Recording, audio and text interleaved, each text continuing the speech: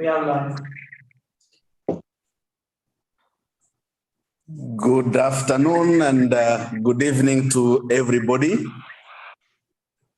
We have reached the end of our three-day conversation on Fratelli Tutti, and this is part of the closing ceremony where we are having our religious leaders who are going to address us some few words in the line of the document Fratelli Tutti. Just a reminder, this conference has been organized by, co-organized by Global Ministry Universities in California, the State Islamic University, Kalijaga in Yogyakarta, the Harmony Institute in Nairobi, the Umma University in Kenya, in Kajiado, Tangaza University College, and the Institute of Interreligious Dialogue and Islamic Studies, together with Smith of the Reformed Catholics in France. So we are pleased to have you, everybody, on board. And if you allow me, I would like to invite now Father Lance Nadeau from the Maryknoll Missionaries. Father Lance Nadeau, you are welcome. Please unmute yourself.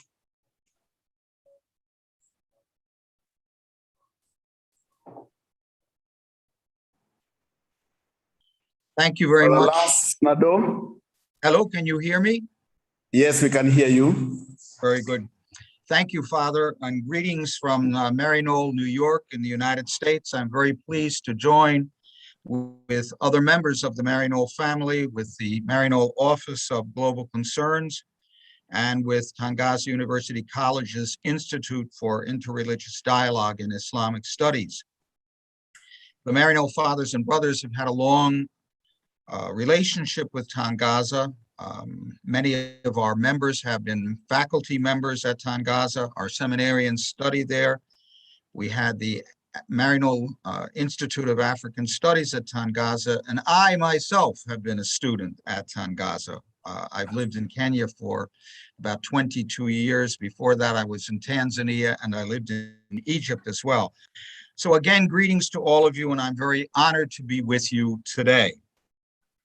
My remarks today will be some comments inspired by Chapter 5 of Fratelli Tutti, A Better Kind of Politics. I see Francis as something of a political thinker. Francis's views on the church and politics are rather ordinary and typical for modern Catholic thinking. The church does not restrict its mission to the private sphere. It has something to say to the entire body politic. And church leadership, however, does not directly engage in party politics, but members of the church who are members of the political community, both national and global, cannot renounce the political dimension of life itself. Members of the church must participate in the public political process and promote the common good and integral human development according to the good news of Jesus Christ. As I said, I believe that Francis is something of a political thinker. He contributes something that is usually forgotten in usual political discourse, namely what he calls political love. Political love is not something that we hear much about here in the United States. And Francis says in paragraph 180 of Fratelli Tutti, recognizing that all people are brothers and sisters and seeking forms of social friendship that include everyone is not merely utopian. It demands a decisive commitment to devising effective means to this end. Any effort along these lines becomes a noble exercise of charity. For whereas individuals can help others in need when they join together in initiating social processes of fraternity and justice for all, they enter into the field of charity at its most vast, namely political charity. This entails working for a social and political order whose soul is social charity. I see Francis, as I said, as a political thinker because he carries on some of the roles that John Rawls, a famous American moral and political philosopher in the liberal Anglo-American tradition, assigned to political thinkers. According to Rawls, one of the jobs of a political thinker is to propose grounds for reasoned argument when sharp divisions threaten to lead to violent conflict. And that is our world today. I see Francis doing just that, proposing grounds for reasoned argument when sharp divisions threaten conflict. I see him doing that when the famous Samuel Huntington's question comes to mind today. It's a question, the clash of civilizations. That seems an attractive explanation for what is unfolding in many parts of the world and certainly in Afghanistan today. Just a reminder of Huntington's famous question and argument. To understand, Huntington says, the current and future conflicts of the human family, cultural shifts and rifts must be understood. And culture, rather than the national state, must be accepted as the reason for war. Thus, Western nations will lose predominance, says Huntington, if they fail to recognize the irreconcilable nature of cultural tensions. The post-Cold War shift in geopolitical organization and structure requires the West to strengthen itself culturally by abandoning the imposition of its ideal of democratic universalism. Think of what's going on in Hungary today, where the leader of that country explicitly says, we do not want diversity, all right? So that is the world that we're living in, and I see Francis as a political thinker who is encouraging us to take up reasoned agreement and discussion when sharp divisions threaten conflict. Again, I see Francis as a political thinker because he is carrying on another role that John Rawls assigns to the political thinker, namely, the political philosopher or thinker helps citizens to orient themselves within their own social world. The political thinker can meditate on what it is to be a member of a certain society, in a democracy, an equal citizen, and can offer a unifying framework for answering divisive questions about how people with that political status should relate to one another. I believe that Francis offers the global community a framework for dealing with the divisive question about how people in our globalizing, fractured world, threatened with the existential crisis of global warming, should relate to one another. And that is political charity. That's not something you hear about in most political discussions today. Political love, political charity, the politics of love, language that is entirely missing from what is called normal political discourse. So let me return once more to John Rawls and what may be the key to his own humane political liberalism. And I'm turning to John Rawls because he is a progressive thinker. He is a humane thinker. All right, I would say he represents the best in the Anglo-American liberal progressive tradition. And Rawls writes about what he calls reasonable citizens. Let's hope that he's talking about us as reasonable citizens of the world. And Rawls says that reasonable citizens want to live in a society in which they can cooperate with their fellow citizens on terms that are acceptable to all. They are willing to propose and abide by mutually acceptable rules, given the assurance that others will also do so. And they honor these rules, even when this means sacrificing their own particular interests. Reasonable citizens, global reasonable citizens want, in short, to belong to a society where political power is legitimately used.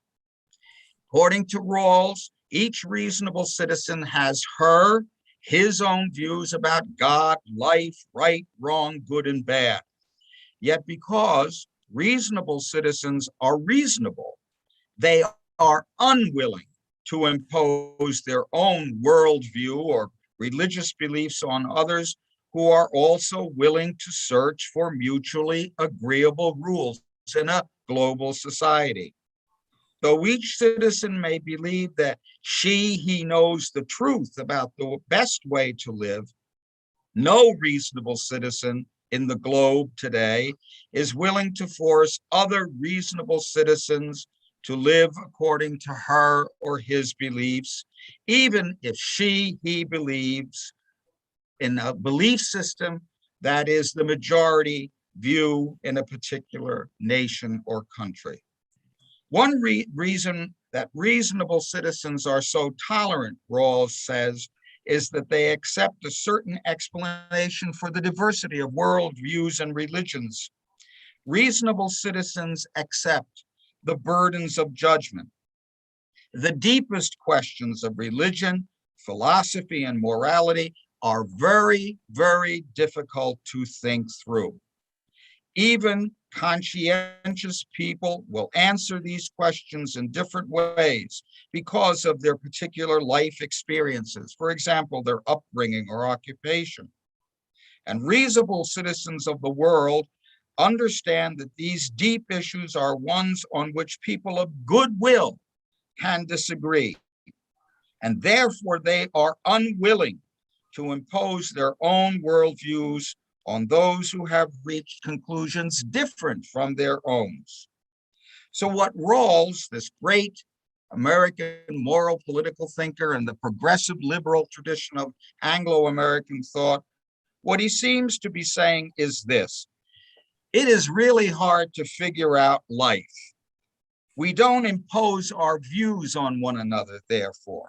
And to me, that makes sense. As a believer, as a Catholic priest, that makes sense to me.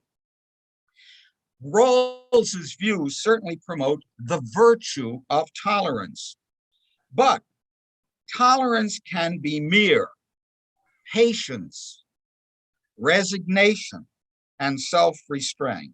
I ask you, based on what Francis says in Fratelli Tutti, is tolerance enough? Is that enough for us as human beings? Can mere tolerance, which can be mere patience, mere resignation, mere self-restraint, can tolerance sustain life in common in the global body politic? I wonder. Think of tolerance as a virtue and then listen to what Francis says about virtues. People can develop certain habits that might appear as moral values: fortitude, sobriety, hard work, tolerance. Yet, if the acts of the various moral virtues are to be rightly directed, one needs to take into account the extent to which they foster openness and union with others. That, says Francis, is made possible by the charity infused by God. Without charity, without political love, we may perhaps possess only apparent virtues like tolerance, incapable of sustaining life in common. So, my sisters and brothers, I think of Francis as a political thinker. I see him as someone reminding us that tolerance is not enough for us as human beings. We simply need to love one another. And so thank you very much, and congratulations on this global conference. All the best from Maryknoll, New York in the United States. Thank you very much, Father. And the blessing upon this assembly. Allow me to ask Sheikh Abu Hamza. I know that he is on the road and he has parked somewhere so that he can address us today. So Sheikh Abu Hamza, you are welcome before the curfew. Thank you very much, Father, and thank you all the participants as well, and more so thank you to the organizers of this very wonderful conference. I wish to make a few comments as regarding the Fratelli Tutti, that is the document that has been in discussion for the last 3 days. The spirit of the document, as I put it, in view of Islam as a religion, it's directly connected to the Medina Constitution. That was a document that was prepared, adopted, and also used by our Holy Prophet Muhammad during his time in Medina. The document brought together the whole society of Medina, that included the Quraysh, who are his harshest critics. It included the Jews. It included the Christians, as well as all the other tribes of Medina at that time. Key to that document was about tolerance, about patience, about understanding, about respect, unity, and perseverance. It was something that binded the community and also promoted the brotherhood among the diverse cultures and religions that existed in Medina at that time. One thing I would point out is that Medina in itself, governed by the document, was so peaceful, and whenever there were wars, they were all outside Medina.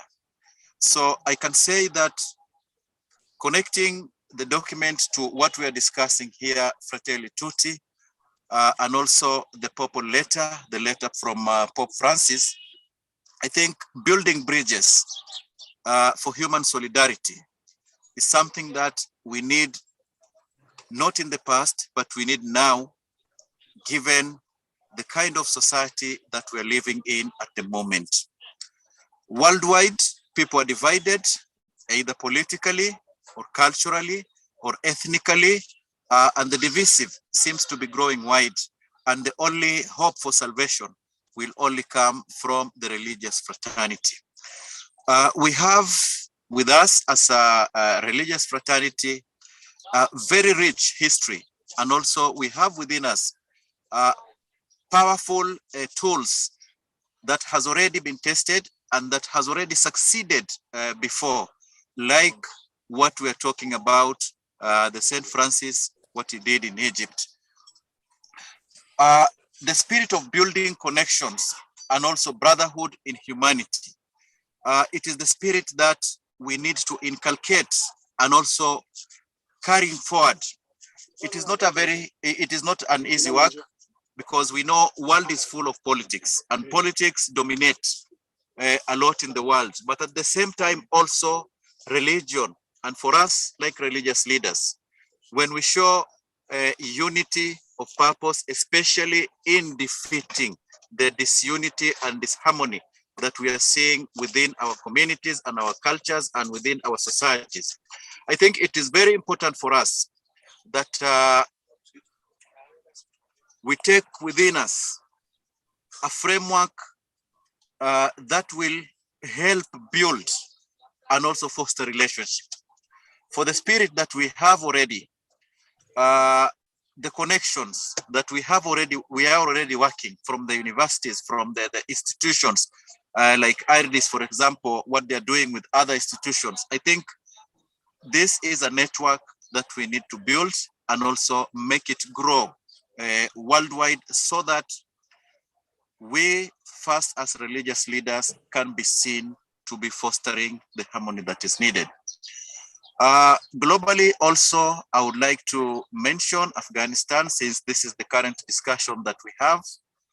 I pray and also foresee that perhaps the Afghanistan that we have, the Taliban regime that is coming in, that has come in recently, perhaps we pray to see it a different Taliban from the one that existed before, the previous one that was characterized by a lot of intolerance and killings. But at least we can see a semblance in this one, a difference in this one that is slightly showing signs of being progressive and being open also, because of the, thanks to the culture of the media, that we hope that they will be a responsible regime that can promote and also work towards the cultural and the human rights respect of their citizens. We still have hope for a better world currently, not only in Afghanistan, but everywhere. But as religious leaders, it's up to us to up our games and also persevere, because we know that the spirits that pulls people down is always stronger than the spirit that carries us through. So we have to make sure that we persevere, we work hard against those spirits, so that at the end, God will help us to win the struggle. Thank you very much. Thank you very much, Sheikh Abu Hamza, and your call to build a network of religious leaders towards building a peaceful and tolerant society, and for your prayers for Afghanistan and hoping for the best. So thank you very much, Sheikh Abu Hamza, for your kind words. Allow me now to invite Mrs. Sujata Kotamraju, who is the National Secretary General of the Hindu Council of Kenya. Welcome, Mrs. Sujata Kotamraju.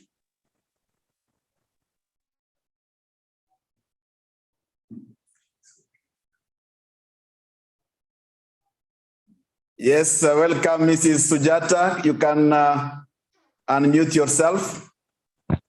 Yeah, thank you. Thank you, Father. Father Innocent, thank you. Welcome. Greetings of peace to all. My name is Sujata Kotamraju, National General Secretary of Hindu Council of Kenya. Dear brothers and sisters on this forum, love and peace be with you all. I would like to share my views on human fraternity based on Fratelli Tutti by Pope Francis from Hindu perspective. Fratelli Tutti, the pontificate says no to war and stresses the need to develop love to one another and consider whole humanity is as one family. As per Hindu concept, the very tenet of Vedas, our holy scripture says, Vasudeva Kutumbakam.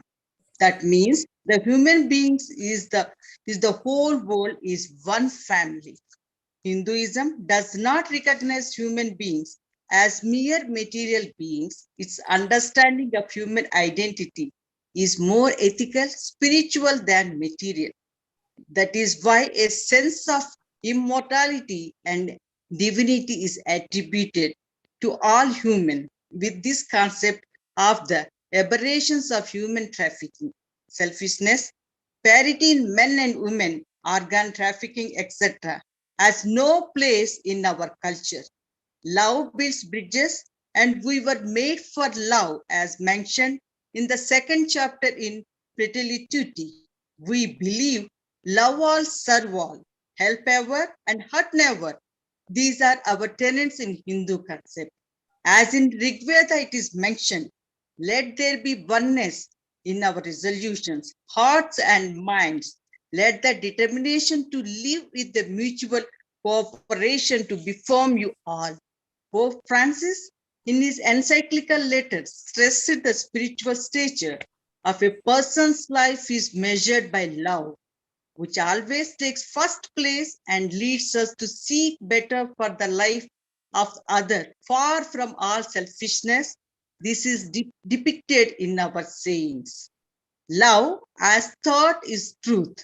Love as action is right conduct. Love in thoughts is peace. Love in understanding is non-violence. We preach these words of wisdom based on 5 human values narrated by our saint. Cultivating love is the best spiritual discipline as quoted by our spiritual guru. Human dignity cannot be ensured merely through constitutional means. It has to be embedded in the basic samskaras, the value systems of the society.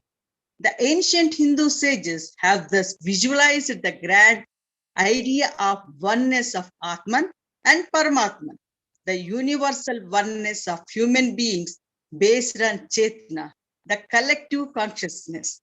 The same consciousness pervades all creation is the greatest contribution of the Hindu classical thought to the wisdom of the world. The ideal of Vasudeva Kutumbakam, the world as one family, is unique in this age of globalization, in the sense that why the ancient sages of Bharat have proclaimed that the whole humanity is like a big extended family. The modern age pundits want us to believe that the whole world is intact, a huge market, one world. The globalization stands for one market, which is what many corporate gurus are looking at. Pope Francis, encyclical letter, dialogue, and friendship in the society from Hindu ideal of Sarvadharma Samabhava, equal respect to all religions, whereas the secular ideology stops at calling for tolerance to the diversity. Hinduism goes much further. It does not just tolerate, it accepts every religion.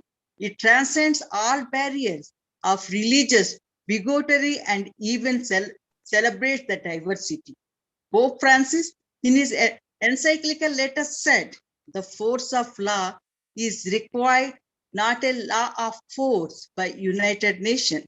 It is very much true in today's happening around the world in some countries. Unless the world powers change their approach to economically poorer nations, in line with the Pope Francis Fratelli Tutti guidelines, the world will be seeking another Hiroshima, Nagasaki, and many invasions, terrorist attacks, and take over the running democratic governments like that is happening in Afghanistan. In the encyclical letter by Pope Francis, chapter 7 and 8, in line with themes in Hinduism, I draw inferences as below. Ekam Sat Viprat Bahut Vadanti. Truth is one. Wise men call it by various names. Exhorts in Rig Veda. We not only tolerate, but we Hindus accept every religion, knowing that all religions, from the lowest fetishism to the highest absolutism, mean so many attempts of the human soul to grasp and realize the infinite, each determined by the conditions of birth and association, and each of them making stage of progress, exhorted Swami Vivekananda at the World Parliament Religions at Chicago in 1893. Vision of open world and encyclical letter. Hinduism is the religion. It considers the right of to be highest fundamental right of all humans. The ultimate goal for Hinduism is material and spiritual well-being of the mankind. It is pertinent to mention here that is all important right of happiness does not find a place in the accumulated universal charter of human rights. The holy prayer of Hindus from the immortal has been, let be all happy, let all be free from diseases, let all see auspicious things, let nobody suffer from grief. It may be noted that all the prayers essentially talk about the material well-being and happiness of entire mankind. Total good all beings has been the life deal of Hinduism. Now, I thank our brother Mustafa and all the organizations of this great event for giving me this opportunity to present Hindu perspective in line with fidelity by the Pope Francis, which is most indeed for all of us to follow. I will close my speech with this prayer from Taitropanishad. Om Sahanau Bhavatu Sahanau Bhunatu Sahaviryam Karavavahai Tejasvinamaditamastu Vam Vidvishamahai. Om Shanti Shanti Shanti. Thank you so much. Thank you very much, Shanti, Shanti, Shanti. Thank you very much, Mrs. Sujata Kotamraju, the National Secretary General of the Hindu Council of Kenya. Now, let us go to Southeast Asia and ask Ahmad to give us some few remarks at this concluding ceremony. Ahmad, welcome.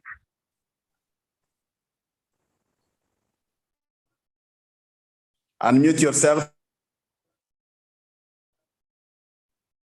I'm sorry, Father Innocent. Is this about concluding remark or other?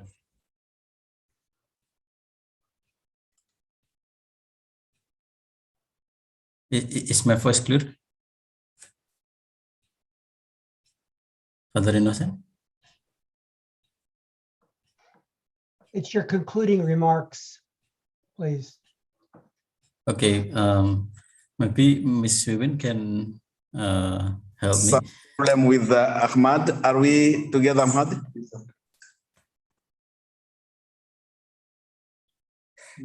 So let me go to Reverend Girish Shah. He just muted. Father Innocent, I will introduce Garish, if that's okay. Garish Shah is the chairman of the Silicon Valley Interreligious Council. He's a Jain religious leader in Silicon Valley, and he's been instrumental in developing our Interreligious Council, which brings together religious leaders from diverse faith traditions. And I'm going to turn it over to Garish to introduce the organization and the representatives from Civic.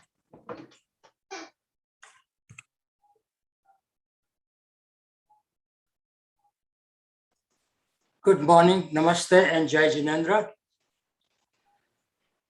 Silicon Valley Interreligious Council is an interfaith organization in Silicon Valley.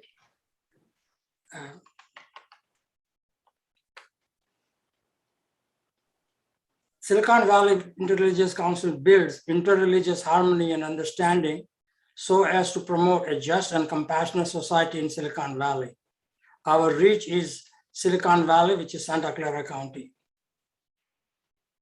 Its affiliates include different faith congregations and community organizations, including humanists, to be inclusive. So this is a council in our area, and we promote interreligious harmony, working with all different faiths in the valley, which are many.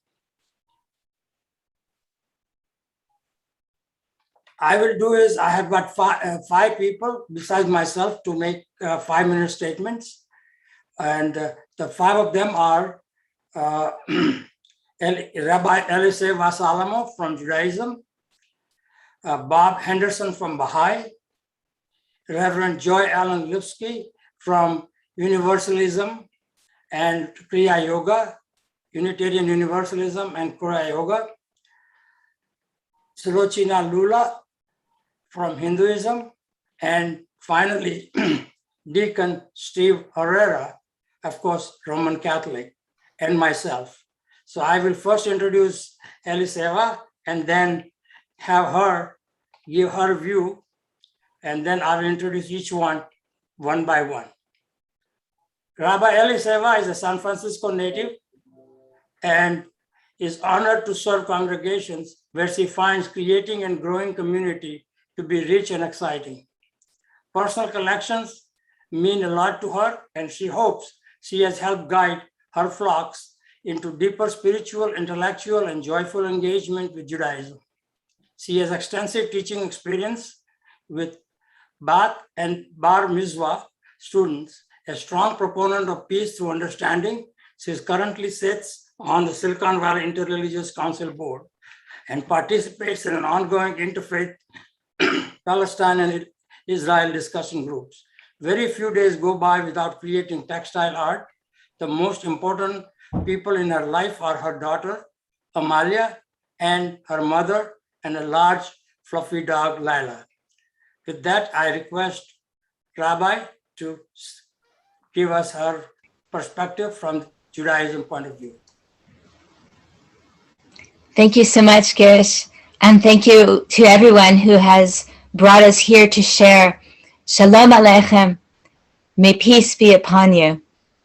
I sit actually slightly north of Silicon Valley in San Francisco on the territorial lands of the Ohlone peoples. And it is from here that I bring you my astonishment and joy at having read through Pope Francis's Fratelli Tutti.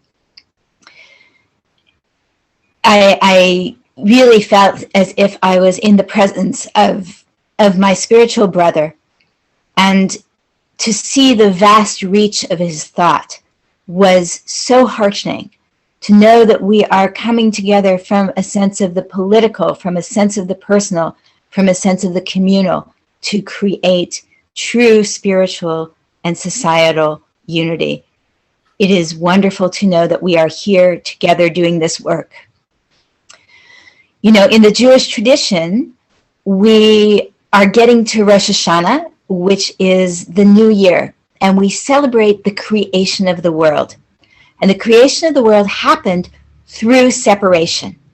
At first there was darkness and the light was brought out of it. And then the waters above the sky was separated from the sea, and the land rose out of the water, and the fallow land became fruitful. It's all about these separations. And the last separation that occurs, and I know that this is a rather radical thought, is that people are pulled separately from the divine. That we are, in fact, a part of God in the way that the rest of creation is not. We contain the divine breath, the spirit that enables us to do God's work. And thus, in the book of Leviticus, it says that we must be holy because the divine is holy, the Lord is holy. So, you know, when you separate from things in your life, you go to college, you leave your family to take a job someplace else, even when you die, there are things you experience that are familiar and things that are not. And this is in fact really reflected in the commandments to love in the Torah, the 5 books of Moses, which is our holy text. We are told once, and you all know the golden rule. Oh, sorry. I live right by a hospital. We are told once to love our neighbors as our own selves. Ve'ahavta l'reacha kamocha.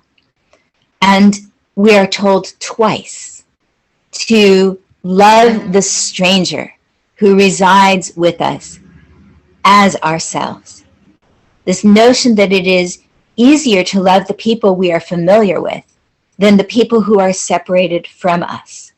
And that requirement to do so is actually connected with this notion that we were once slaves in Egypt. And that as a consequence, we understand, even though we be free, what it is like to live under oppression.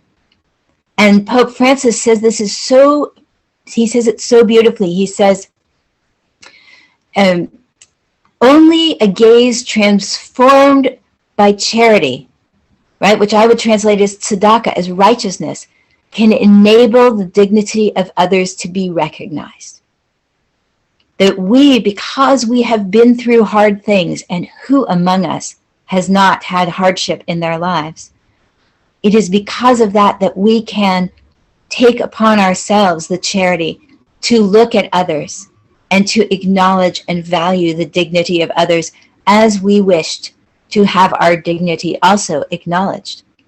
And so it is incredibly important to appeal to, again, what Pope Francis calls the solidity, the consciousness. I'm quoting again, this is, I guess, Article 115, the consciousness that we are responsible for the fragility of others as we strive to build a common future. This is built into the system of Judaism. We are taught by our rabbis, Chaverim Kol Yisrael, we are all responsible for one another. We must always reach out and share what we have because we were once slaves. And we cannot forget that. We can move past it. We can forgive. We have been working to move past other terrible things that have happened to the Jewish people that are reflected in other terrible things that are happening to other peoples in the world. And we must dedicate ourselves to the act of change. We must turn, says our text, from the idea that the other is other, and we must hold them to our bosom and say, we love you the way we love ourselves. Because if we are truly able to come to forgiveness, to bring that charity, the righteousness, the tzedek, we may not yield to the same force that caused us suffering. It is not all right to be an oppressor, even if you were oppressed. And we all know and admire in the circles of religious work and interfaith work, the institutions that rest upon this principle. Mothers Against Drunk Driving, who work tirelessly so that other people's children are not killed in accidents.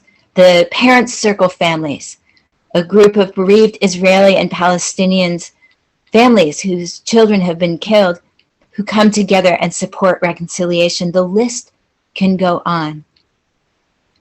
Va'ahavtam et hager, ki gerim hayitem be'eretz Mitzrayim. You must love the person who is different from you because you were once different.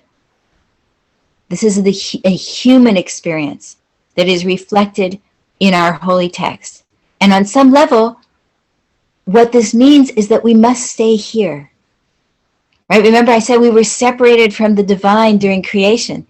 We must remain in this separation, in this world, in order to do the righteous work that we are called to do. So the nexus of Judaism lies in this tension between being a complete part of creation, being one with the divine, and working towards the redemption, knowing that there is something that must be done and that it is our hands and only our hands that are going to be able to do that. And so I want to quote also the book of John 4:19. It says that we love God because first God loved us. And so we must love the stranger. Because we have been loved, we have been part of that eternal flow that brought us into life. Because the stranger is also part of that eternal flow. And we must be holy because the Lord our God is holy. The ethics of our holiness is based on the vision, as Rabbi Jonathan Sachs says, of creation as God's work of love. And we are called today and at every time to open our hearts to that, to harness our hands to that, to make this a world where we truly can love the stranger.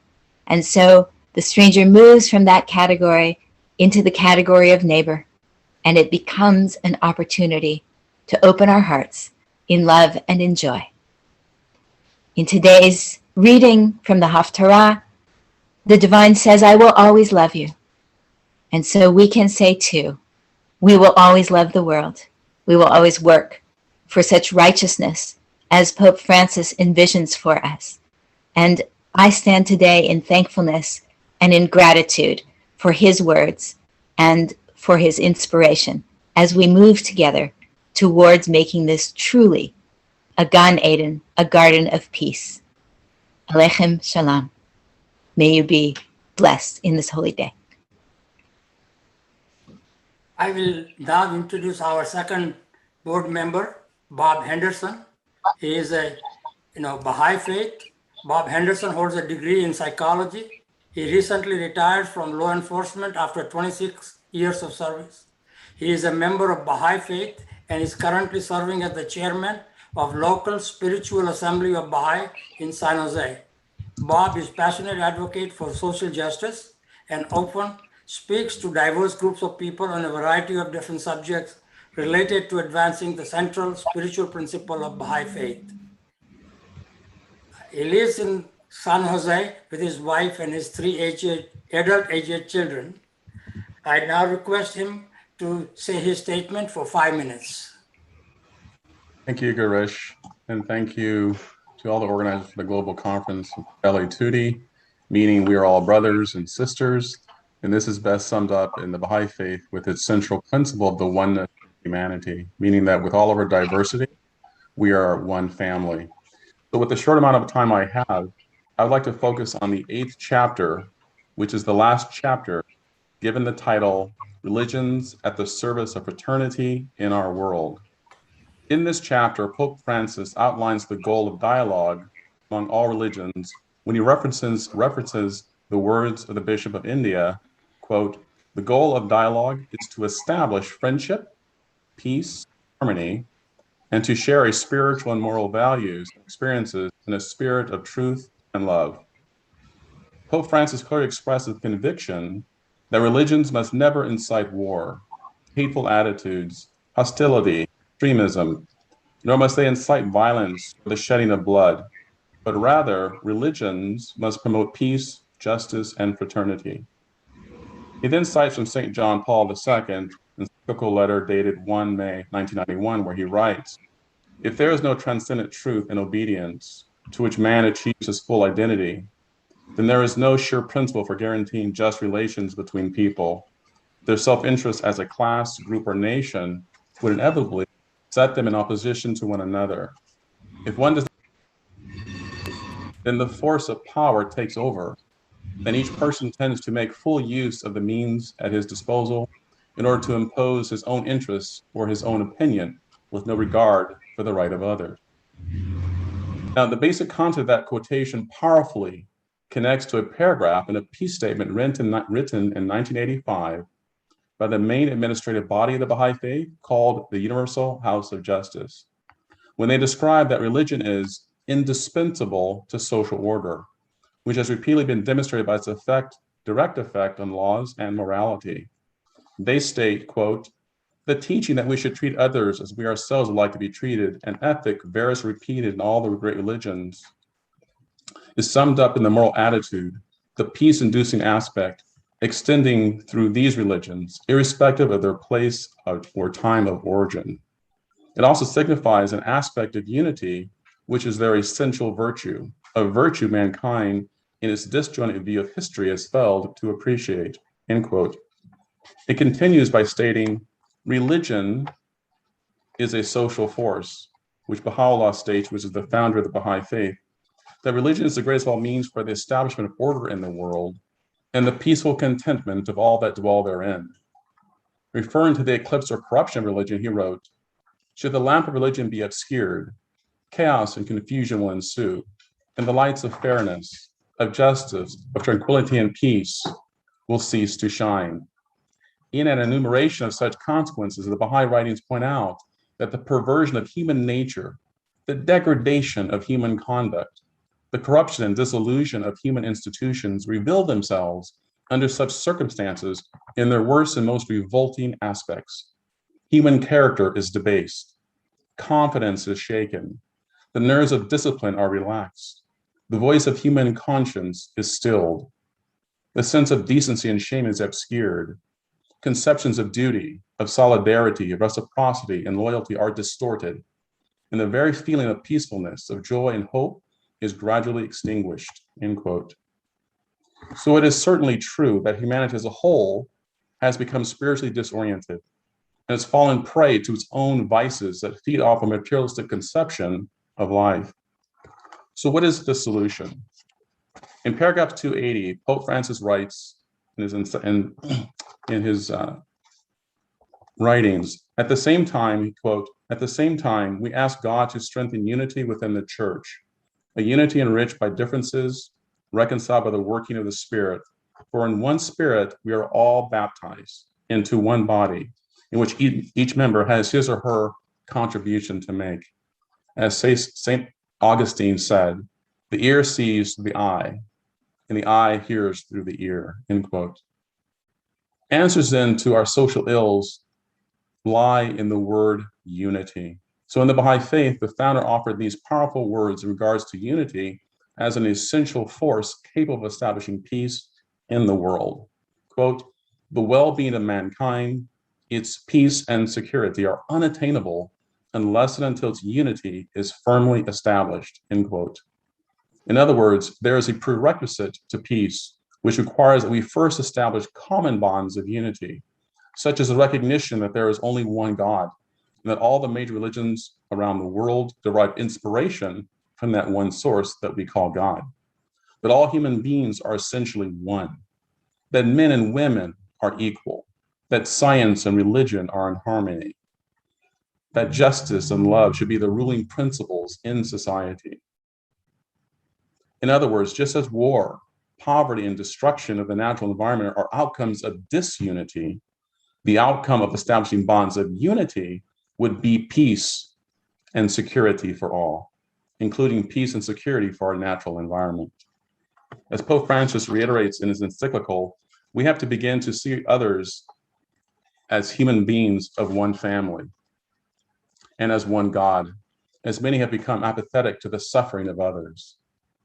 I would like to end with two quotes from Pope Francis and one from the Baha'i Faith. This is from the 8th paragraph of the encyclical. Quote, it is my desire that in our time, by acknowledging the dignity of each human person, we can contribute to the rebirth of a universal aspiration to fraternity. Fraternity between all men and women. Here we have a splendid secret that shows us how to dream and to turn our life into a wonderful adventure. No one can face life in isolation. We need a community that supports and helps us, in which we can help one another to keep looking ahead. How important it is to dream together. By ourselves, we risk seeing mirages, things that are not there. Dreams, on the other hand, are built together. Let us dream, then, as a single human family, as fellow travelers sharing the same flesh, as children of the same earth, which is our common home. Each of us bringing the richness of his or her beliefs and convictions, each of us with his or her own voice, brothers and sisters to all, end quote. And lastly, from the Baha'i writings, quote, cleanse ye your eyes, so that ye behold no man as different from yourselves. See ye no strangers, rather see all men as friends. For love and unity come hard when ye fix your gaze on otherness. And in this new and wondrous age, the holy writings say that we must be at one with every people, that we must see neither harshness nor injustice, neither malevolence nor hostility nor hate, but rather turn our eyes toward the heaven of ancient glory. For each of the creatures is a sign of God. And it was by the grace of the Lord and his power that each did step into the world.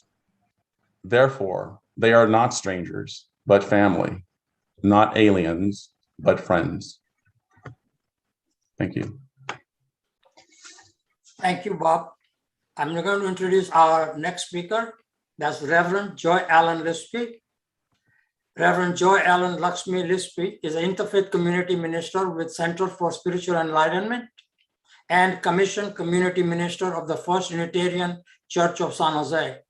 She is the immediate past board chair and founding secretary of the Silicon Valley Interreligious Council and a steering committee member of UU Mystics in Community, and on the former ambassador advisory council of the Parliament of World Religions. Reverend Lipsky is contributed to the anthology books Success in a Decision of the Mind and on Amazon.com, and Coaching for the New Century for PCMA, or Professional Coaches and Mentors Association. She has also had leadership roles in several other professional organizations. I request Reverend Lipsky to give us a statement from both Unitarian Universalism and Kriya Yoga in 5 minutes. Good morning, good afternoon, good evening from wherever you are, from San Jose, California, United States of America. I am so thankful to be with you today to participate in this interfaith gathering. It is a wonderful ending to your conference. Now, let me begin with a short invocation from an anonymous source. May we be reminded here of our highest aspirations and inspired to bring our gifts of love and service to the altar of humanity. May we know once again that we are not isolated beings, but connected to mystery and miracle, to the universe, to this community, and to each other. Amen. I thought I would provide a quick note on Unitarian Universalism, or UU as it is known, just in case you are not familiar with my religious community. Now, I'm not really going to delve into Kriya Yoga because in 5 minutes, I don't think I could do either UU or Kriya Yoga justice. In 1961, the Universalist Church of America and the American Unitarian Association merged to become the Unitarian Universalist Association of Congregations, otherwise known as UUA. Both of these historically liberal Christian religions, in joining, created a religion without creed or dogma, where members covenant together 7 principles, the first of which is the inherent worth and dignity of every human, and embrace the diverse teachings of the world's major religions. Mikhail Minikoff of the Kennan Institute of Woodrow Wilson Center for International Scholars has noted that, in a nutshell, numerous universalist frameworks are grounded on the idea that norms and values relate equally to all humans, to all living creatures, or even more widely, to all forms of being. Universalism strives for unity that transcends all possible differences. Pope Francis openly states in paragraph 8 of the encyclical, "It is my desire that in this our time, by acknowledging the dignity of each human person, we can contribute to the rebirth of a universal aspiration to fraternity, fraternity between all men and women. I might say it as friendship and mutual support among all people." Unitarian Universalism has sought to bring together scientific and religious thought. And according to the UUA website, UU attempts to go beyond simply respecting religious diversity. We delve into it by drawing on 6 diverse sources for inspiration and teaching. We study many faiths and honor the holidays of many faith traditions. Eboo Patel, founder of the Interfaith Youth Corps, in a joint venture with the UUA, created sessions to develop high school students into interfaith leaders. These sessions are called A Chorus of Faiths, Unitarian Universalists as Interfaith Leaders. Now, UU is a very social justice conscious organization and faith, and we work together with leaders of many faiths to help in creating equity and a more compassionate world. In Unitarian Universalism, we say interfaith, multi-faith, monofaith, or no faith. All are welcome, respected, and celebrated. And our mission, at least in my church, is to make love visible in everything we say and do. Thank you for listening. Amen. Blessed be. Namaste. Thank you, Reverend Lipsy. I will introduce our next speaker from Silicon Valley Interreligious Council, Sulochana Jyoti Lula. Sulochana or Akka Jyoti is a board member of Silicon Valley Interreligious Council and Hinduism representative on our council. She is retired Kaiser physician and now does voluntary medical work. And of course, COVID has provided her ample opportunity to provide her medical services after retirement. She is a student of Vedant and is affiliated with Vedant Societies of Bay Area and Ars Vidya Pitham. She is a member of Hindu America Foundation and founder of Hindu Speakers Bureau. She also volunteers as Hindu chaplain at Valley Medical Center.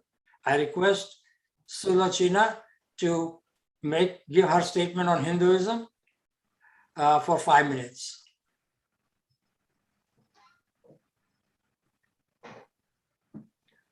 Unmute yourself.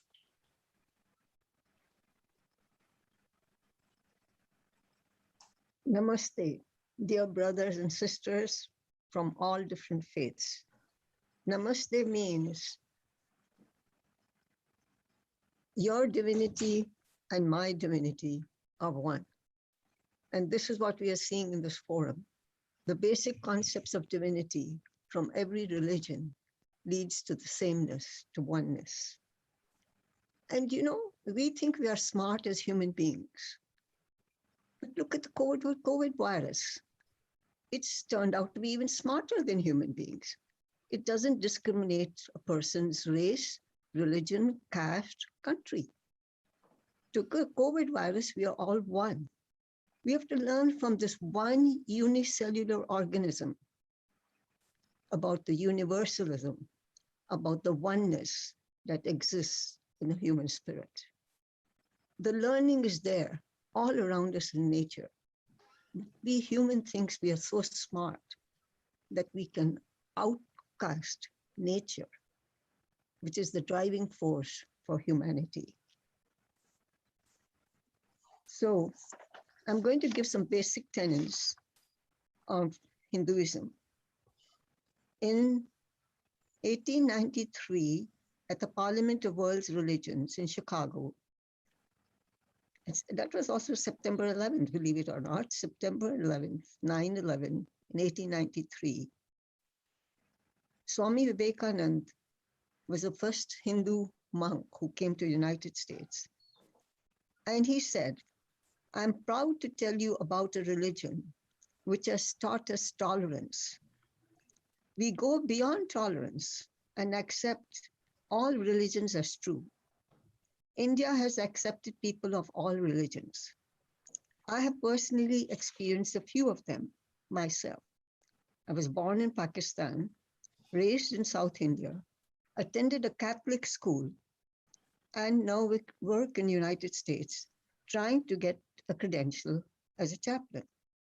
So if a patient comes to me and has appendicitis, I'm not going to look for an appendix in a different place where the patient is a Muslim or a Christian or a Hindu.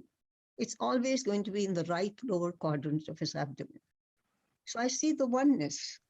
in everybody and not their faith. I see them as human beings, regardless of their religious practice. If God wanted people of different religions to be different, he would have made them different and not given them the same body and the same mind and the same thinking capacity. We have brought about these differences: sectarianism, bigotry, and fanaticism. These have long possessed us and has led to violence, human bloodshed, and destroyed countries and civilizations, produced international despair.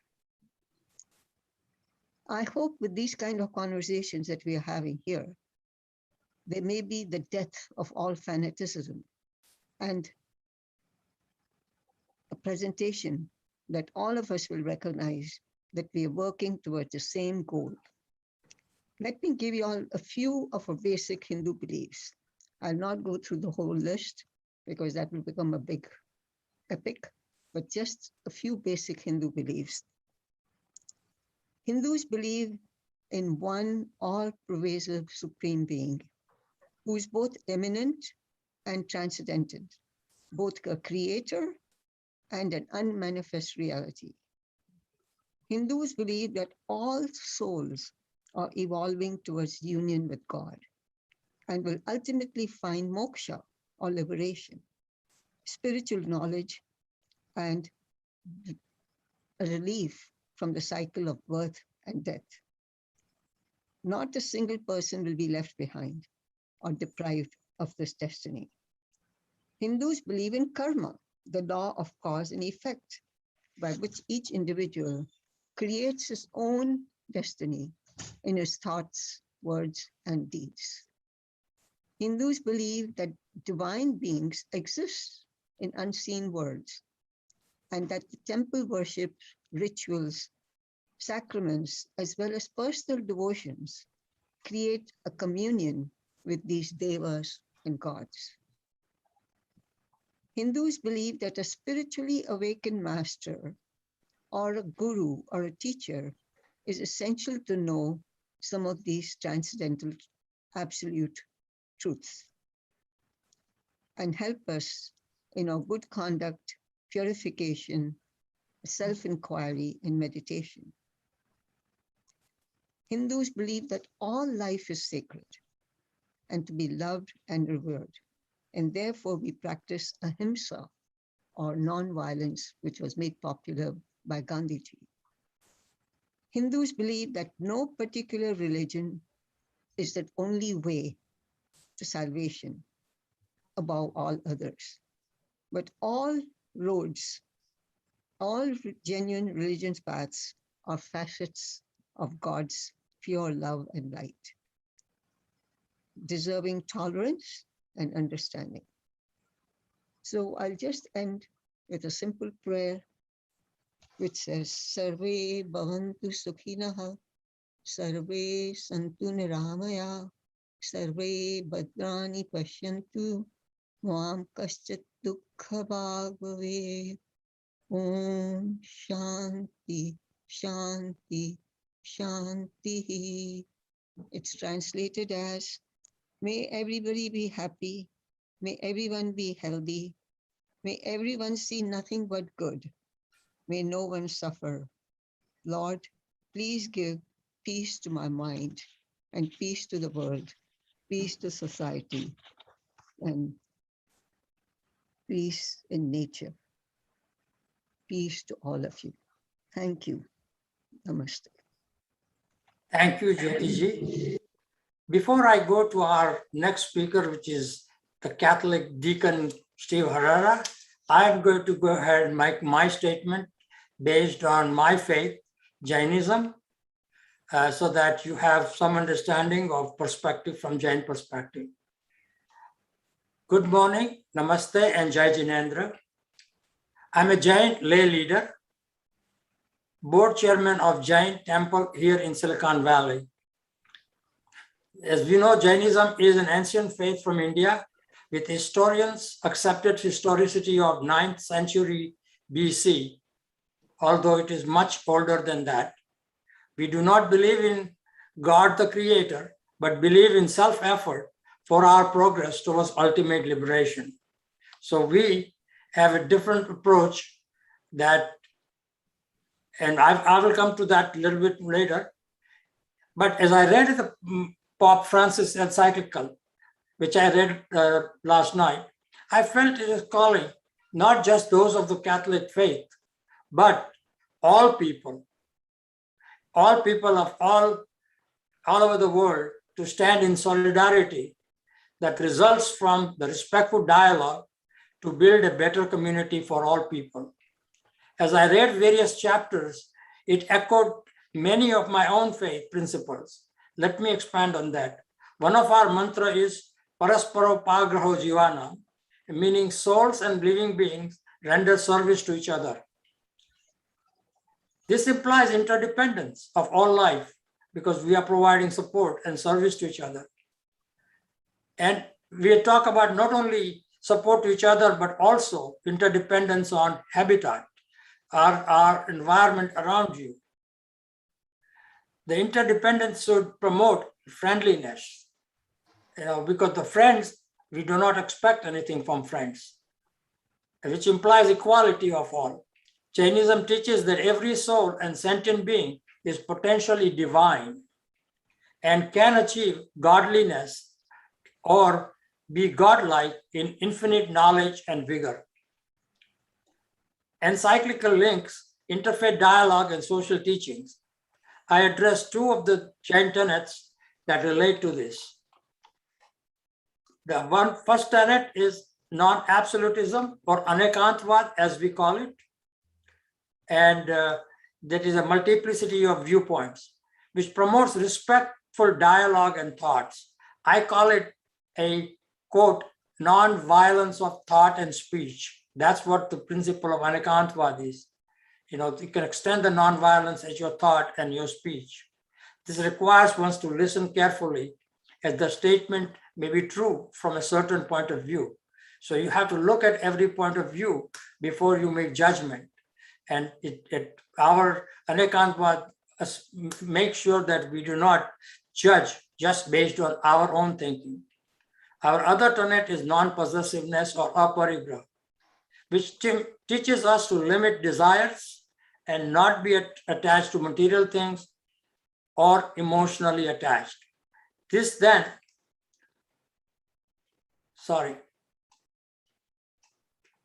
promotes charity, because if you are not attached to your material things, you are likely to give it away. And charity doesn't mean material charity, it also means emotional charity. And that again is in encyclical does talk about the charity in different aspects. There is careful consumption. When you have aparigraha, it's careful consumption, care of other living beings, not just humans, but all in the habitat. Lastly, the Jain community, which is a very small community in India, about one half of 1% of the population, has made significant contribution to Indian culture and the world in terms of philosophy and in terms of its contribution.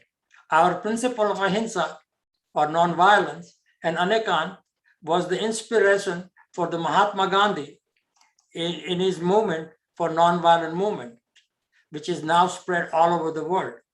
That is the contribution of Jain philosophy to the world.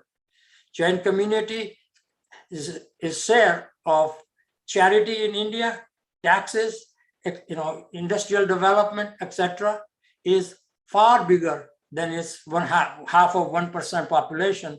It's like the charity is in 20% plus. Taxes are almost 28% of taxes paid by Jain community. So we have come a long, long way. In conclusion, I'm impressed with the encyclical so much, Fratelli Tutti, that I am going to invite the Catholic community to have a dialogue on encyclical and have how we can make a difference in our society locally. And that was part of the Silicon Valley Interreligious Council. Namaste, I bow to the divine in you. I will now introduce our last speaker from the Silicon Valley Interreligious Council, Deacon Steve Herrera. He is a Roman Catholic. He was ordained a deacon in Catholic Church in 2006. He is a board member of Silicon Valley Interreligious Council in San Jose. He has been teaching religious studies since 1977. For the past 10 years, he has conducted interfaith immersion trips to Mexico and Southwestern United States with interfaith teenagers. He is our coordinator for Interfaith Council. With that, I would request Deacon Steve Herrera to give his perspective of how he's working with all of the interfaith people in our council, and now how we can progress with encyclical, which is wonderful encyclical that we need to promote. Thank you, Steve. Yeah, thank you, Girish. I'll just share a few observations of my experiences with other religious traditions and how I see that interweaving with the Catholic themes expressed by the Pope. In Fratelli Tutti, Pope Francis focuses on universal fraternity and an openness of heart, which knows no bounds. I've discovered these themes can also be found in several indigenous spiritual traditions that I've been acquainted with and experienced with. The Apaches, the Dene people, the Lakota have all elements that intersect with Fratelli Tutti. How do these indigenous traditions interact with this encyclical? 3 examples that I can share illustrate how these relate to each other. The examples will also illustrate how respect for one another includes the quality of our relationships with the earth, with fire, with water, and our environment. Pope Francis refers to St. Francis and his experience of the sun being a brother and the moon being a sister. This is an acknowledgement of a personal relationship with nature. This theme also connects to long-held spiritual beliefs of various indigenous traditions. I do not belong to these traditions, but as a Catholic deacon, I have experienced these traditions in a way that has shown me how the themes found in indigenous traditions intersect with this encyclical.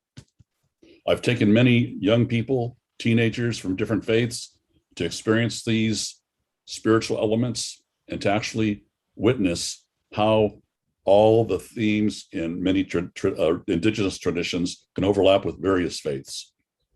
By experiencing ourselves as in relationship with the natural world, as I've discovered, this can serve as an essential foundation for respecting not only the dignity of plants, animals, wind, fire, and water, but is also intrinsically connected to respect for all of life, inclusive of the most vulnerable in our society. This, I believe, is a crucial connection between Fratelli Tutti and indigenous spiritual traditions. Respect for all persons is connected to the entire spectrum of life, inclusive of respect for the dignity of creation. For example, when I participated in the Apache Sweat Lodge ceremony, the medicine man spoke about the fire that is used to heat the lava rocks for the sweat as being a male fire and a female fire. He explained that the energy is transferred to the lava rocks used in the sweat lodge, and how the lava rocks transfer the energy in the steam produced from the water poured over them. The energy in the steam permeates those in the sweat, and that energy brings healing and wholeness. The fire is respected and personified because its vital energy is transferred to us, and we are renewed and purified by our brother, by our sister, the fire. Another example of indigenous spirituality and our connection to nature has to do with water.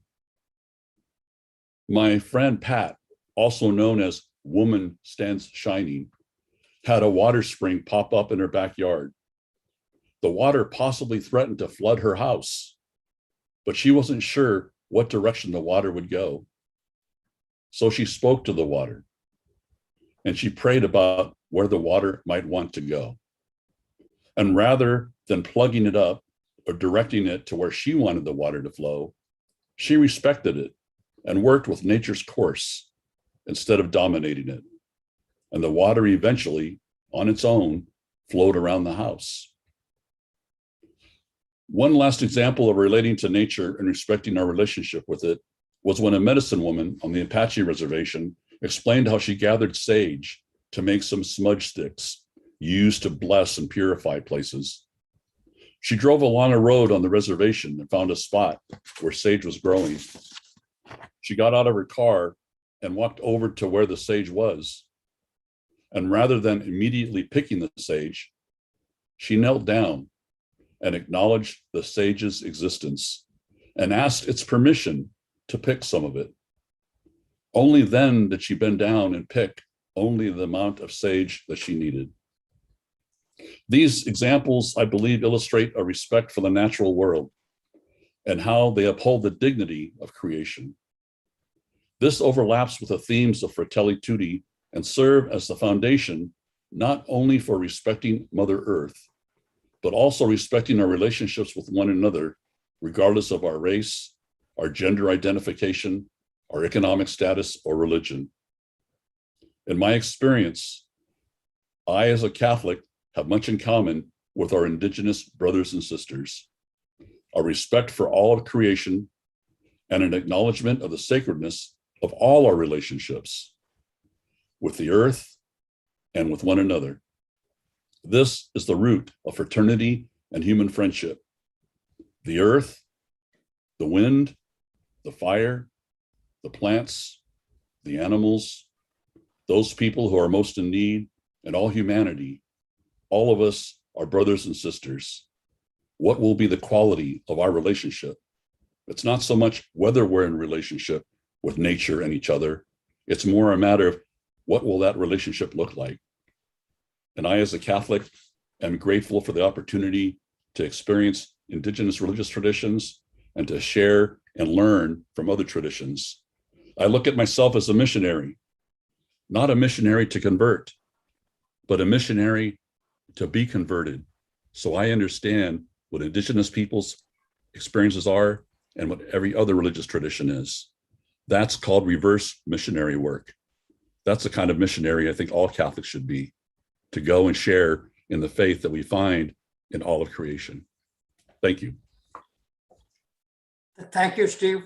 And that's exactly what Fratelli Tutti and our encyclical Pope Francis wrote about being able to understand others and understand their perspective. Anyway, on behalf of Silicon Valley Interreligious Council, I want to thank you. Thank you, Father, for giving us opportunity to bring different perspective from our affiliates of different faiths. So with that, I say namaste and thank you and turn it back to you. So thank you very much, Reverend Girish, and the diversity of religious tradition that you represent from the Silicon Valley Interfaith Council. Thank you very much. Now we come back to Kenya, and we have Jaswinder Singh Garyal from the Sikh community. He's involved in charitable and philanthropic work, both within and outside the Sikh community. Served as the chairman of the Siri Gurdwara Ramgarhia Railway, the oldest and most vibrant of the Sikh Gurdwaras in Africa. Over 18 years, worked in key areas of the organization to promote accountability and sound administration, and spearheaded a major extension of the facility valued at over Kenya shillings 600 million. Besides the religious activities, charitable work is done throughout the year to serve the less fortunate.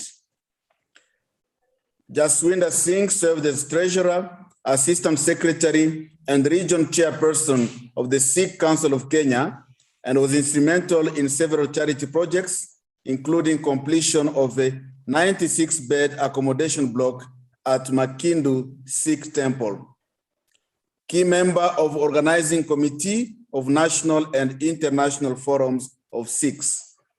He spearheaded the formation of the Sikh Council of Africa and would provide the community in Africa opportunities to integrate with international faith and interfaith organizations, as well as promoting the Sikh ethos in relevance to global challenge in the 21st century. Currently, he is the chairman of the Sikh Council of Africa. So welcome, Mr. Jaswinder Singh Garyal, for your remarks. Welcome. Thank you, Father, for that very elaborate introduction. I don't know if I did. Distinguished leaders, my very dear brothers and sisters, a very good afternoon and evening to all of you. And I think in America, it's still before noon, so good morning to you. It's a matter of great privilege and honor for me to be speaking at this very important conference on Fratelli Tutti. I bring you fraternal greetings from Bhai Dr.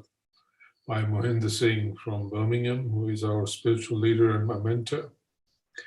This is a very powerful initiative by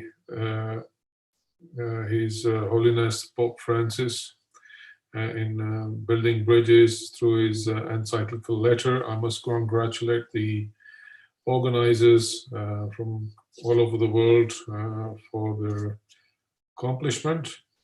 I will attempt to address the theme of the conference in light of the teachings of the Guru from the Sikh faith. Sikh faith was founded over 550 years ago by Guru Nanak, and it encompassed the issues of race equality and religious neutrality. Guruji made vast journeys all over the world, including Mecca, Medina, Jerusalem, and Rome. In his company were always two disciples, one a Hindu and one a Muslim. And they were always praying as Hindus and Muslims when they were with him. In our living Guru scripture, Guru Granth Sahib, lie verses of scholars from all different faiths, different walks of life, and different classes. And if I may quote one of them, even the word Allah also appears in our Guru Granth Sahib, as does Ram so many times. It says, Aval Allah Noor Paya Kudrat ke sab bande, ek noor te sab jag upajaya, kaun bale kaun bande. This translates to that first Allah created light. When they're saying Allah, they're saying God. And then by his creative power, he made all the mortal beings. And from that one light, the entire universe welled up. So then he asks, who can be called good and who can be called bad? In today's world, we live in turbulent times where there's conflict over resources, climate change, disease, migration, and which has caused economic pressures all over the world. So where have we gone wrong? The political establishments of the modern world are trembling with civil unrest. The social media has taken over our lives to a large extent. Perhaps we need to relook at our education systems to be more value-based on the morals which all religions talk about. In the Sikh faith, there are five is a very relevant figure. There are five principles of truth, contentment, compassion, which leads to forgiveness, and love, which has been talked about by the other speakers as well. So when we encompass these virtues and we talk about building bridges, I think it's an excellent idea, and we should work more on it. I have had a little time to look at the Fratelli Tutti and made a brief response, which I will endeavor to finish within the time that's given to me. On the introduction in the first chapter, It says building a just and fraternal world. And I will give the remarks from a Sikh perspective, which say that we need to recognize and realize of the oneness of there is one God for all faiths, and there's one creation, and there's one spark of God in each one of us, and in all the creatures. So we need to have a change in mindset amongst the populations, that we all belong to the same Father. Chapter number 1 on dark clouds over the world, and our perspective is that humanity is driven by greed. There's a sophisticated form of exploitation, if we can call it a man-eat-man society. We need to look at that. Two strangers on the road in the next chapter. We've got selfishness, self-preservation, and me-first attitude everywhere. And perhaps we need to relook at that and cultivate altruism, I'm my brother's keeper kind of narrative.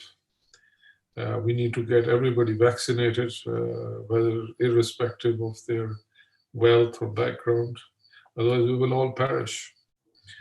And then in chapter number 3, there's a vision of an open world. COVID has shattered the myth for my family, my house, my city, and my country, and all the nationalism. The pandemic it's a global village, and we're all connected, and it's afoot in every household on this planet. So we have now realized how much interdependence we have, interconnectivity we have amongst us, and the fragile harmony with which binds us together, and the importance of preserving that harmony. The next chapter is on the heart opening to the world, and we talk about Mother Earth.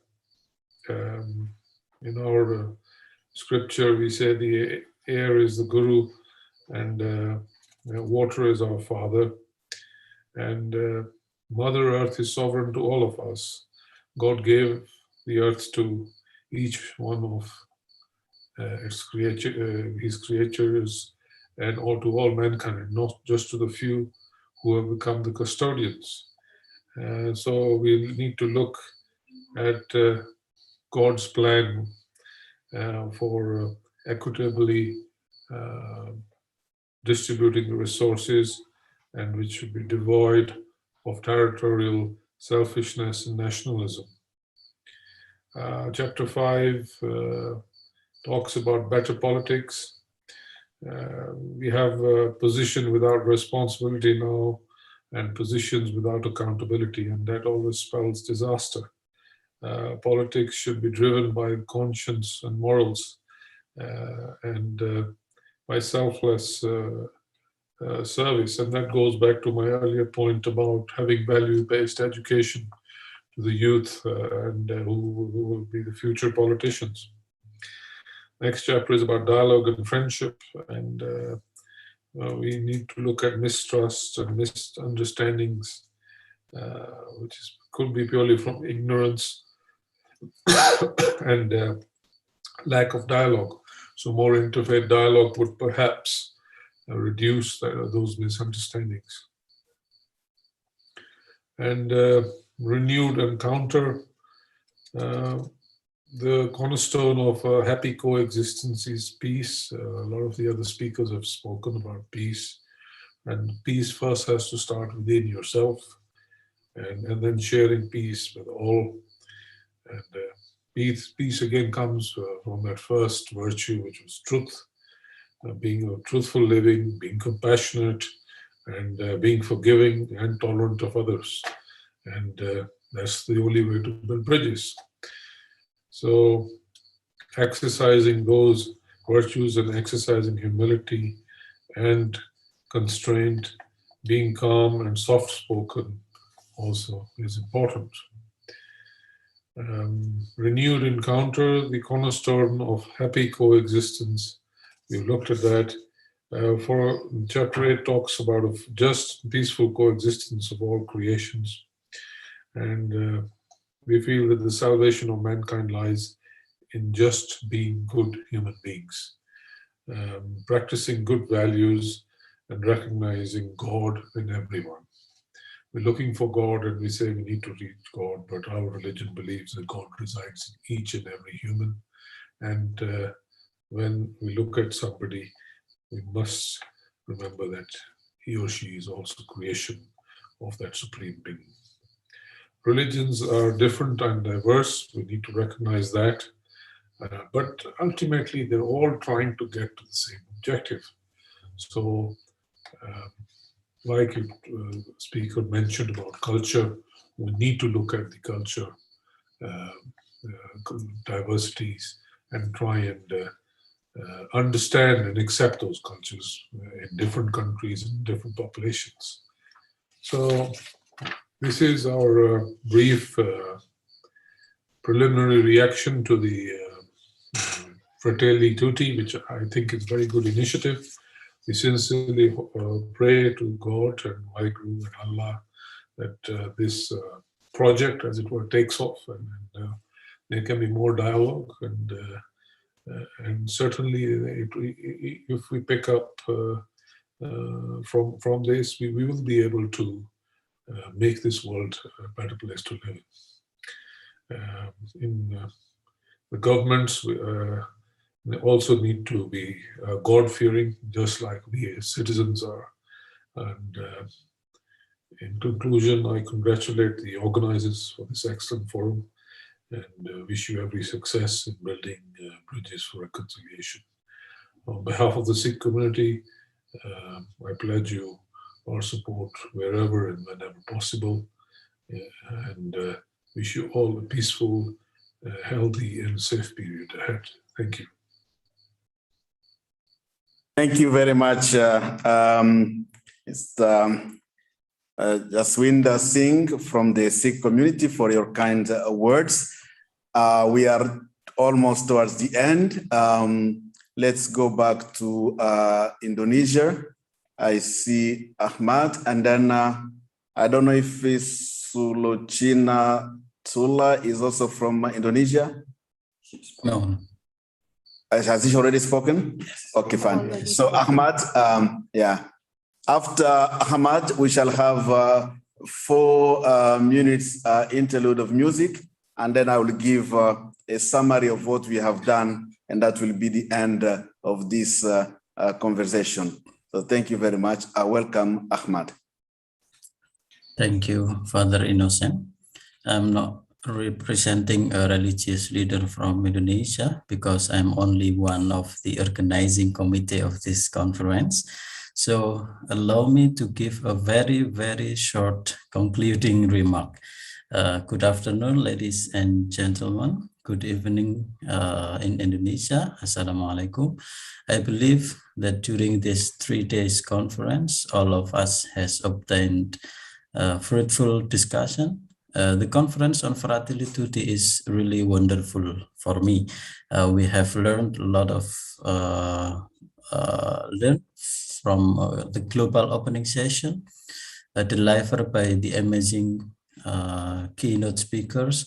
We have also learned from the workshop session, which are delivered by very interactive workshop instructors and many invited speakers who have shared their interesting work both in Africa, United States, and in Indonesia.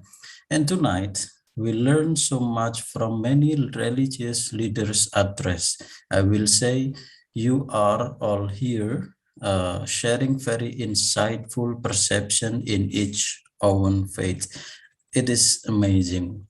Actually, I am as a Muslim not really familiar with Fratelli Tutti before this, but from this workshop, from this conference, I learned that the document inspires all believers that through the faith in God, who has created the universe, all the creators, and created all human beings, they are all equal on account of His mercy.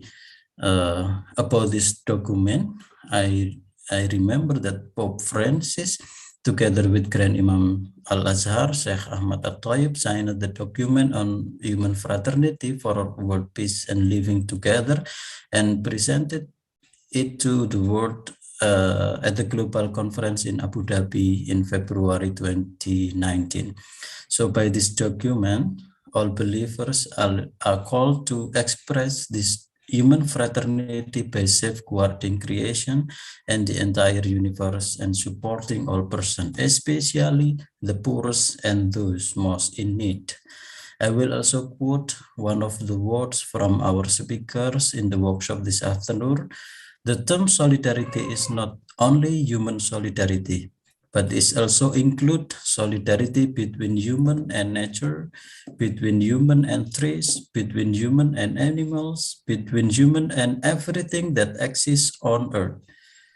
I can also say that the solidarity is a solidarity between human and the universe, human and any of the God's creation.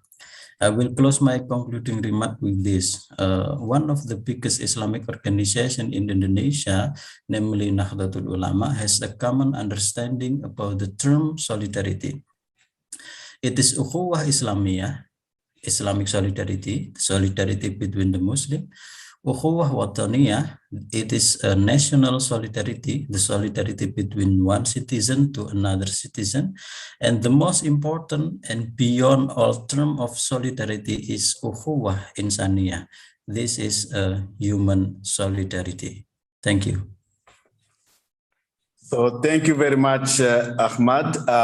You are also part of the organizers of this conference, and we appreciate that you really stayed up to this late because it's past 11 o'clock in the night in Indonesia. So allow me just to have us to have a 4 minutes video.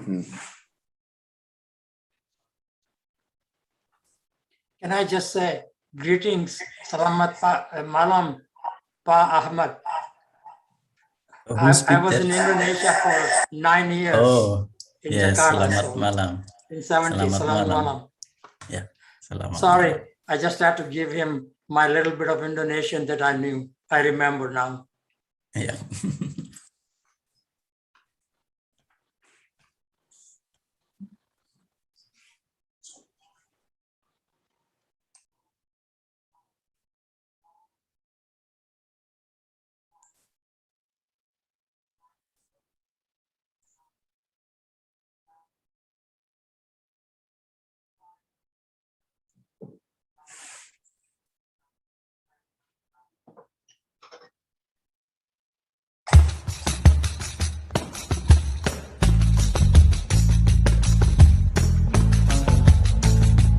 Let our hearts not be hardest to those living on the margins. There is room at the table for everyone.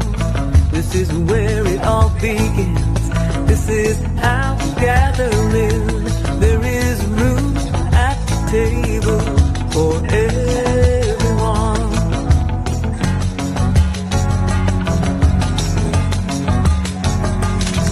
Too long we have wandered, burdened and undone. But there is room at the table for everyone.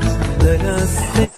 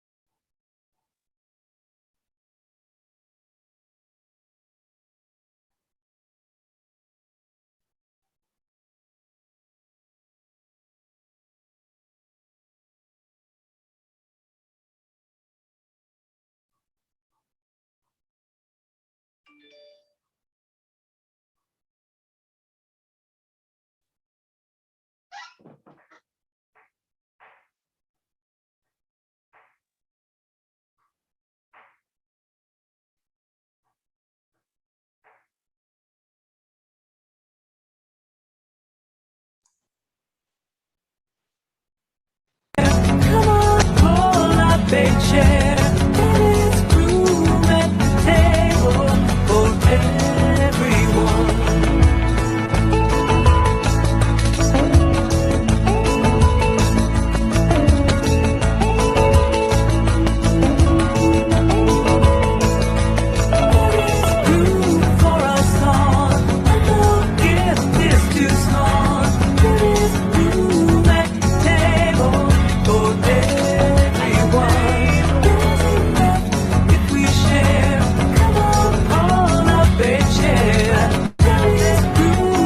the table for everyone. Let our hearts not be hardened to those living on the margins. There is room at the table for everyone. This is how we gather in for everyone.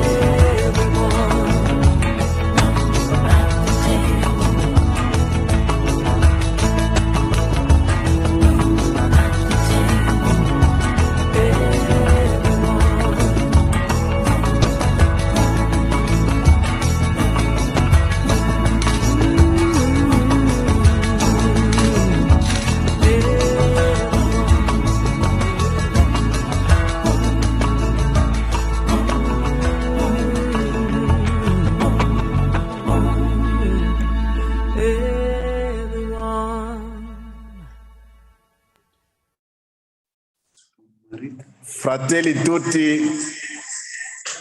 teaches us that there is a room for everyone. Yeah, so thank you very much for this nice music as we conclude our 3-day conference and the reflection on Fratelli Tutti. So allow me to give just a brief a summary of what has happened during these 3 days. I am Father Innocent Maganya from the Congregation of the Missionaries of Africa. I am a lecturer at Tangaza University College in Nairobi and director of the Institute for Interreligious Dialogue and Islamic Studies. And I belong to a religious congregation of the Missionaries of Africa, which has more than 150 years experience of dialogue with people of other faith, and especially dialogue with Islam, as we were born in Algeria in 1868. And I was the chair of this committee that prepared this conference for all of almost a year now. And we are happy that we have come to the conclusion, by God's grace, of this beautiful conference and reflection on Fratelli Tutti.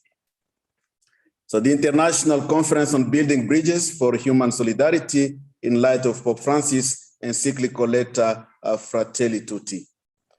The conference took place from Thursday, August 19th to Saturday, August 21st, 2021. It was inspired by the Abu Dhabi Declaration on Human Fraternity in 2019 and the encyclical letter Fratelli Tutti 2020 of His Holiness Francis.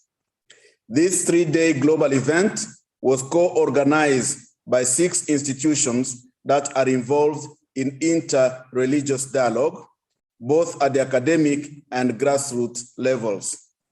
It is the fruit of 1-year-long process and a collaboration among these institutions. The first institution I would like to mention is the Global Ministries University based in California. Gerard Gruzen, can you wave and greet us? Thanks to everybody. Thank you for everybody's contribution. We're so happy for the participation of all the people that made this conference successful.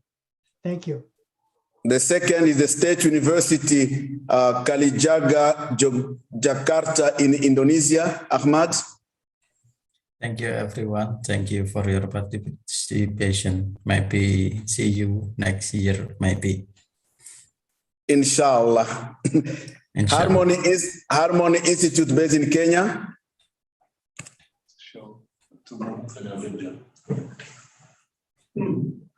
Is a technical man behind all this, okay? Umma University, they are not here present. The Institute for Interreligious Dialogue and Islamic Studies, and in partnership with Agiamondo Civil Peace Service. The conference is recognized by the Pontifical Council for Interreligious Dialogue, led by His Eminence Miguel Cardinal Ayuso from the Pontifical Council for Interreligious Dialogue, the Muslim Council of Elders, chaired by His Eminence Grand Imam Sheikh Ahmad Al-Tayeb of the Al-Azhar University in Egypt. It was further supported by the Institut Catholique de la Méditerranée, the Pontifical Institute for Arabic and Islamic Studies in Rome, the Merinal Global Ministries, the Kenya Conference of Catholic Bishops, and the Kenya National Cohesion and Integration Commission.